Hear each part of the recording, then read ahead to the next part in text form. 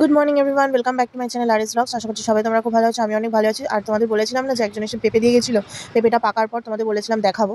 তো দেখো ওই পাকার পর আজকে পেঁপেটাকে কাটলাম, দেখতে কি ভালো লাগছে। আর এখানে হচ্ছে মাছ ভাজা। মাছ ভাজাটা সবে মাত্র বসালাম আর ইন্ডাকশানেই এখন করার চেষ্টা করছি বেশিরভাগ রান্না। এখানে আছে মাছের নুন হলুদ মাখানো, আর এখানে মাছ ভাজা হচ্ছে। মাছটার নাম মনে হচ্ছে আয়লা মাছ, আমি ঠিক জানি না। আর এই দেখো পেঁপে কেটেছি, পেঁপের এই দানা ছোকলা এগুলো সব দেখি এই কোনাটায় ফেলে দেবো, মানে আমাদের সাইডে কলতলার ওই সাইডটাতে ফেলে দেবো। যদি হয়তো হবে, আগেও ফেলেছি, হয়নি, মাটি নেই বলেই হয় না জানি। আর এখানে আলু, পেঁয়াজ, আদা, রসুন সব রেখেছি।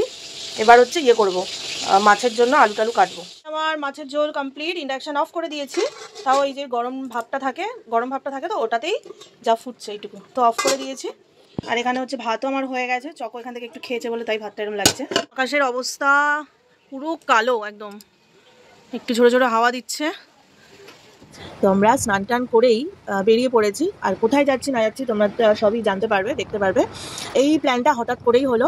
তো চকর বাবা একটু কাজের জন্য একটা জায়গায় যাচ্ছিলো, তো ও বললো কি যে চলো তোমাদের একটা জায়গায় নামিয়ে দিই, তো তোমরা ওখানে থাকো কিছুক্ষণ, তারপর আমি ফেরার পথে তোমাদের আবার নিয়ে আসবো। এরকমই কথা হয়েছিল। কিন্তু মানে কি বলবো, আমি প্রথমবার যেখানে যাচ্ছি, যদিও এটা আমাদের একদম কাছাকাছি, মানে যেখানে আমাদের মেলাটা হয় ওখানেই। তো বলি তোমাদের আমরা কোথায় যাচ্ছি। আমি যাচ্ছি হচ্ছে আমাদের এখানে যেই রথটা হয়, মানে যেই কী বলবো, যেই জগন্নাথ বলরাম সুভদ্রার রথ, যেটা অনেক বড় রথ।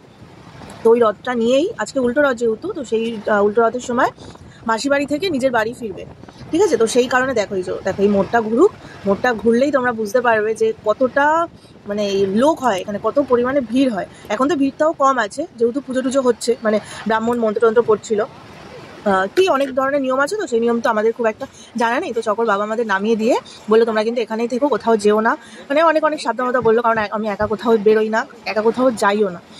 তো দেখো এখানে সব পুরোহিত, এইসব পুরোহিতগুলো না, মানে 10 জন না 12 জন পুরোহিতকে পুরী থেকে আনা হয়েছে শুধু স্পেশালি এই জগন্নাথ দেবের জন্য। আর এখানে চকো তো রথের দড়ি দেখে পুরো অবাক হয়ে গেছিলো যে এত বড় দড়ি হয়, এত মোটা দড়ি হয়। আর এখানে হচ্ছে আমি চকোকে একটু প্রদীপের শিখা দিয়ে দিচ্ছিলাম, সবাই প্রদীপের শিখা নিচ্ছিল, আমি চকোকে দিলাম, আমি নিজে নিলাম। আর এখানে দেখো ওই আগেরটা ছিল হচ্ছে বলরাম, যেহেতু উল্টো রথ, তো উল্টো দিক থেকে সব মানে নিয়ে যাচ্ছে। আর মাঝখানে যে আছে সেটা হচ্ছে সুভদ্রা, আর পেছনে হচ্ছে জগন্নাথ আছে। মানে সুভদ্রাতে জায়গাতেই আছে, কিন্তু জগন্নাথ আর বলরাম হচ্ছে জায়গা চেঞ্জ করেছে।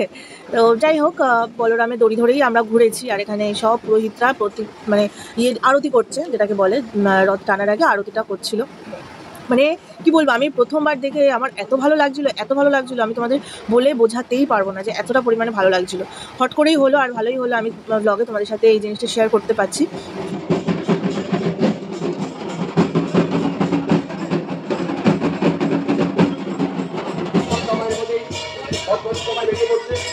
যে সমস্ত দর্শনার্থী বা ভক্তবৃন্দরা এই শ্রী জগন্নাথ দেবের পথ পরিক্রমা অংশগ্রহণ করবেন, আপনারা তাদের সম্মুখে বা আমাদের রথে তার নিজস্ব বাসভূমি আর প্রতিষ্ঠিত মন্দিরে প্রবেশ করবেন।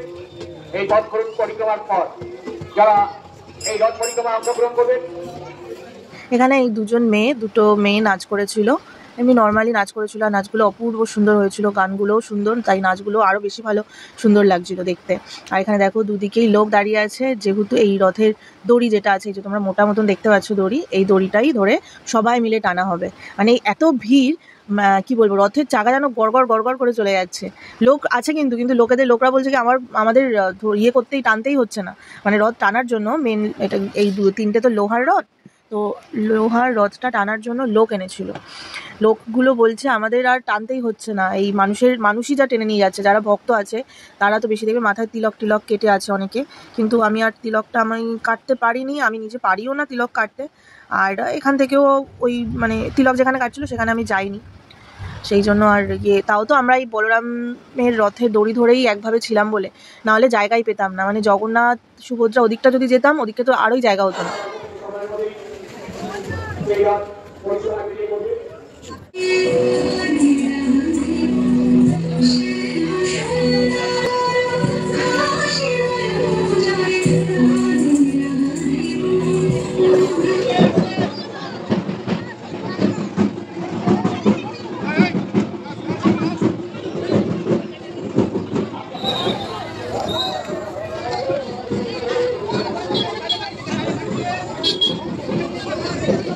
তোমরা শুধু দেখো রথের দড়ি টানার জন্য ভিড়, মানুষ মানে যারা রথের দড়িটা ধরে নেই এমনি রাস্তার পাবলিক, তারাও পর্যন্ত দাঁড়িয়ে আছে একটুখানি অন্তত রথের দড়িটা মানে ছোঁয়ার জন্য।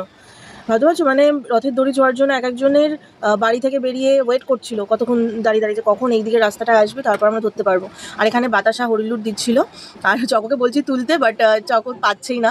আর চকোকে আমি দড়ির ভেতরে মানে ওই ভেতর জায়গাটা যেটা রাউন্ড শেপের দড়ি করে রাখা, তো আমি ভেতরে ঢুকিয়ে দিয়েছিলাম ওকে, কারণ আমার সামনে সামনে হাঁটতে হাঁটতে ওর পায়ে খুব লাগছিল।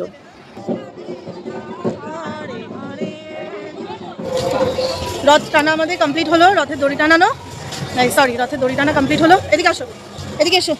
মেলার দোকানও সব খুলে গেছে, আমরা মেলার ভেতর থেকে একেবারে টোটো স্ট্যান্ডে গিয়ে টোটো ধরবো। দেখো সব দোকান খুলে গেছে।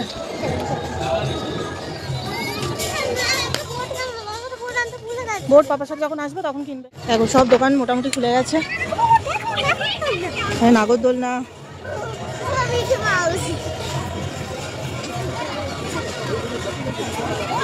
টোটো স্ট্যান্ড যাচ্ছি টোটো ধরার জন্য।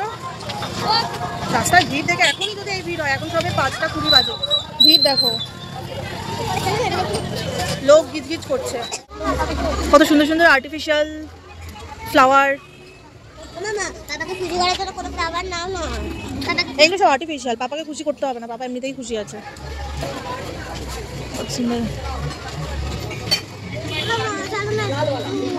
দেখ আকাশের অবস্থা দেখ, পুরো কালো হয়ে গেছে। চলো বাড়ি চলো, বাড়ি চলো, চলো চলো। টোটো পেয়ে গেছি। টোটো যেখানে দাঁড়ায় মেলার সময় সেখানে না দাঁড়িয়ে আমরা দাঁড়িয়েছিলাম ভুল জায়গায়, ওই জন্য লেট হয়ে গেল। উঠে গেছি, এখন আর 2-3টে প্যাসেঞ্জার হলে হয়ে যাবে। চকর পা ব্যথা হয়ে গেছে রথের দড়ি টেনে। পা ব্যথা হয়েছে? মজাও তো পেয়েছো? মজা পেয়েছো? ফার্স্ট টাইম আমি আর চকর দুজনেই রথের দড়ি টানলাম। ঠিক আছে, একেবারে বাড়ি যাই, বাড়ি গিয়ে কথা হবে।